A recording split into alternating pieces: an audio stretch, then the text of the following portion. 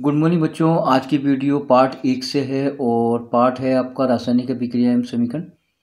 इसमें से जो राजस्थान बोर्ड है उसका जो ब्लूप्रिंट है उसके अकॉर्डिंग किस प्रकार के प्रश्न आएंगे, तो इस वीडियो में इस पार्ट में से जो जो मोस्ट प्रश्न हैं उनको लेकर के आए।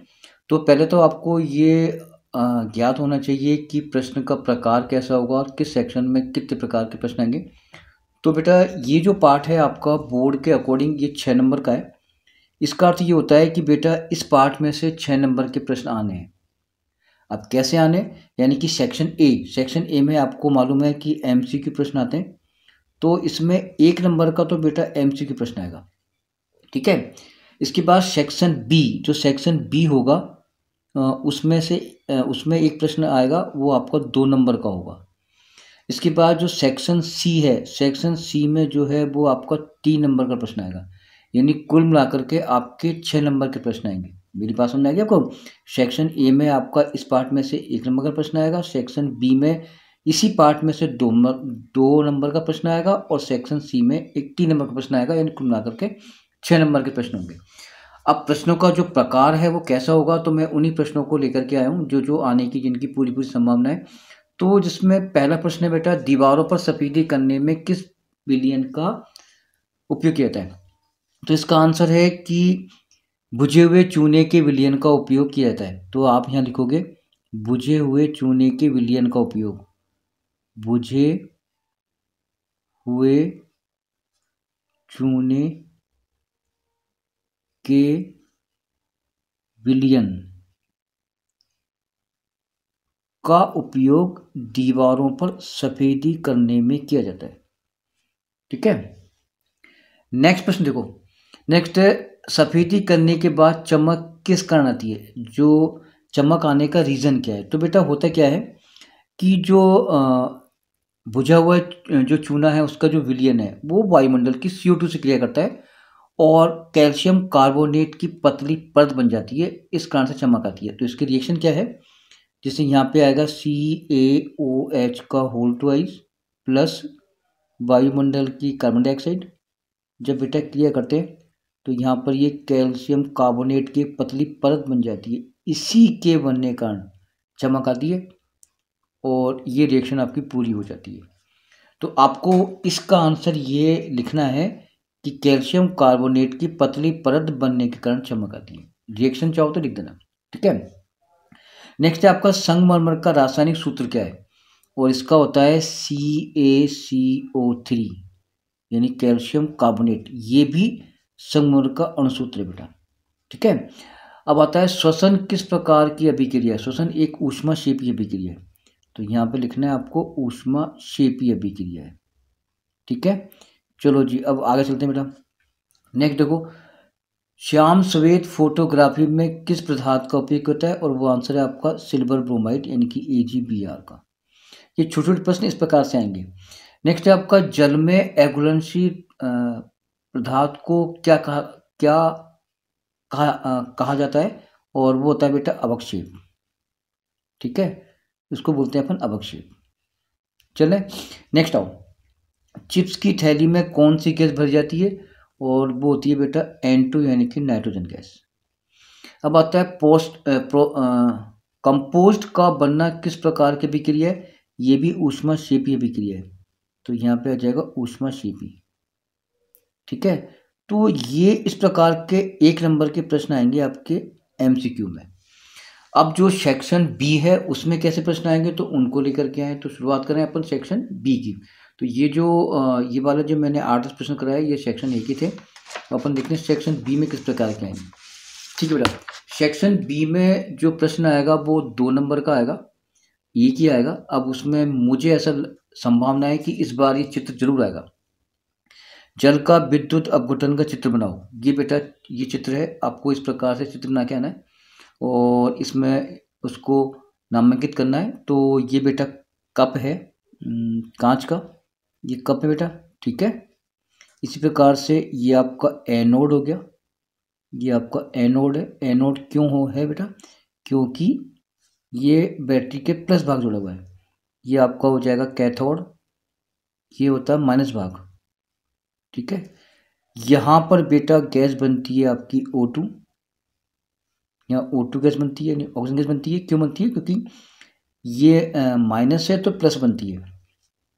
तो यहाँ बनेगी बेटा H2 गैस यानी कि हाइड्रोजन, क्योंकि पानी का अणुसूत्र H2 होता है, तो उसके तो तोड़ने पर हाइड्रोजन और ऑक्सीजन गैस बनती है। तो इस प्रकार से एक चित्र निश्चित माना, ये आपका मोस्ट है, इसको ध्यान से कर लेना, बना लेना, ये प्रश्न जरूर आएगा। क्लियर हो चुका? नेक्स्ट, ये 2 नंबर के प्रश्न बेटा ऐसे आ सकते हैं। इसमें मुझे इस प्रश्न के आने की भी संभावना है कि विकृत गंधिता रोकने के कोई 2 उपाय। सबसे पहला उपाय है प्रतिऑक्सीकारक, जो कि N2 है। प्रतिऑक्सीकारक N2 को थैलियों में O2 के स्थान पर भरा जाए, यानी कि ऑक्सीजन को हटा करके N2 गैस भरी जाए, जिससे क्या विकृत गंधिता नहीं होगी, यानी कि खाद्य वस्तुएं खराब नहीं होगी।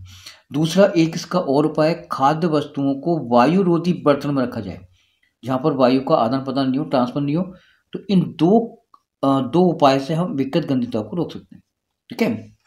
नेक्स्ट है आपका रिडॉक्स अभिक्रिया किसे कहते हैं? रिडॉक्स, जिसको अपन ऑक्सीकरण अपचयन भी बोलते हैं, इसको रिडॉक्स को।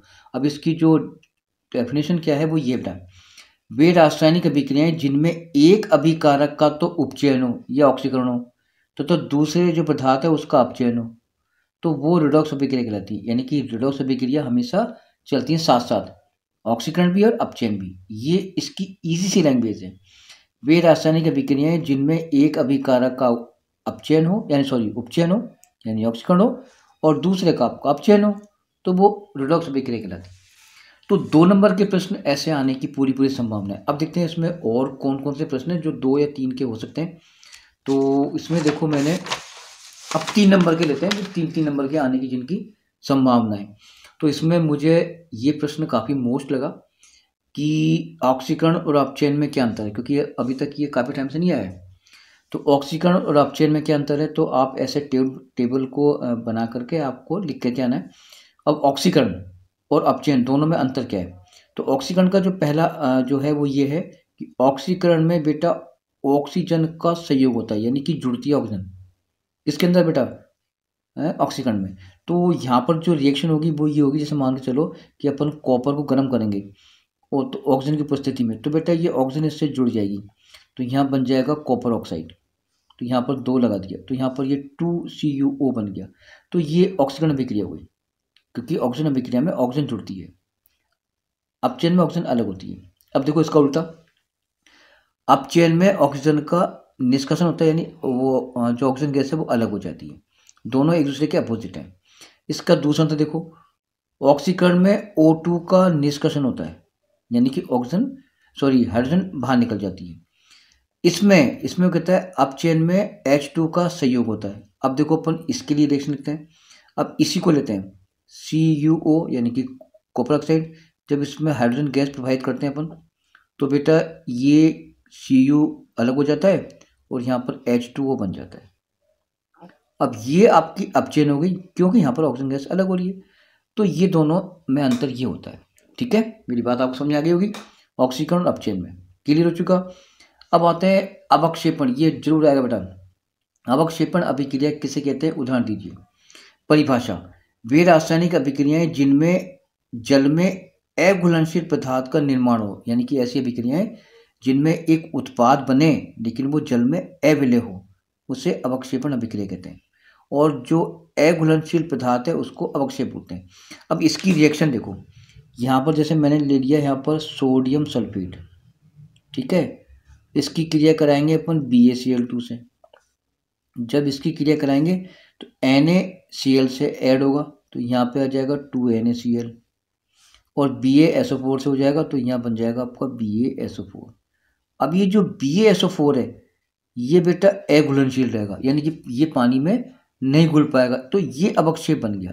तो इसको अपन अवक्षेप भी बोलेंगे। अपन क्या बोलेंगे, अवक्षेप, क्योंकि ये पानी में अघुलनशील होता है। ठीक है, और ये सारे एक्वा हैं, यानी कि जली विलयन है। ये भी आपका एक्वा है, ये भी जली विलयन है।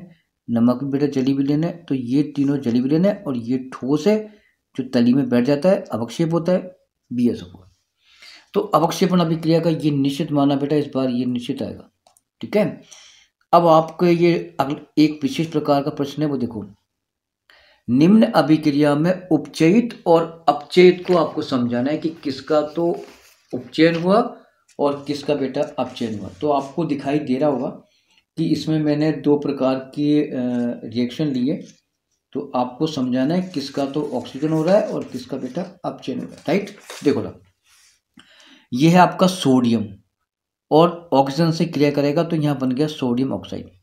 अब बेटा यहाँ पर देखो, ध्यान से देखो, तो यहाँ पर ये ऑक्सीकरण अभिक्रिया हो गई। कौन सी क्रिया हो गई? ऑक्सीकरण। अब आपका प्रश्न होगा सर ये ऑक्सीकरण कैसे हो गई? क्यों हो गई बेटा? क्योंकि देखो यहाँ पर ऑक्सीजन जुड़ रही है ना, सोडियम से ऑक्सीजन गैस जुड़ रही है, तो ये आपका ऑक्सीकरण हो गई, अर्थात ये आपका उपचयन हो गया, यानी कि ये उपचयित हो गया। तो ये हो गया आपका उपचयित, ठीक है, क्लियर। यानी कि इस अभिक्रिया में सोडियम जो है वो उपचयित हुआ है, यानी कि इसका ऑक्सीकरण हुआ है। अब इसमें ये तो हो गया उपचयित, अब हमें बताना है अपचयित। तो अपचयित कौन है? ऑक्सीजन अपचयित है, क्योंकि इसी ने तो करा है, तो ये ऑक्सीजन हो जाएगी आपकी अपचयित, ठीक है, समझ में आ रहा है। तो ऑक्सीजन हो गई आपकी, ये हो गई अपचयित पदार्थ, इसका तो हो रहा है उपचयन और इसका हो रहा है अपचयन, यानी कि ये हो गई अपचयित, ये हो गई आपकी उपचयित। क्लियर हो चुका। नेक्स्ट आओ, इसमें देखो CuO यानी कि कैल्शियम ऑक्साइड, सॉरी कॉपर ले लो, मैंने यहाँ पर दे दिया CuO यानी कॉपर ऑक्साइड प्लस H2, यहाँ बन गया Cu, यहाँ बन गया आपका H2O। अब देखो यहाँ पर ऑक्सीजन CuO आपका कॉपर में चेंज हो गया, यानी कि इसमें से ऑक्सीजन गैस अलग हो गई, है ना, तो ये बेटा अपचयन हो गया,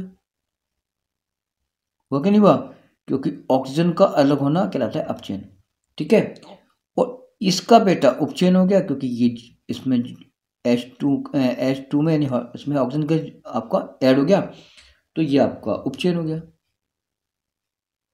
ठीक है, क्लियर है। यानी कि ये ऑक्सीकरण हो गया। अब देखो यहाँ ध्यान से एक बार और देखो, CuO कॉपर ऑक्साइड जब क्रिया कराई हाइड्रोजन से, तो CuO जो है चेंज हो गया कॉपर में।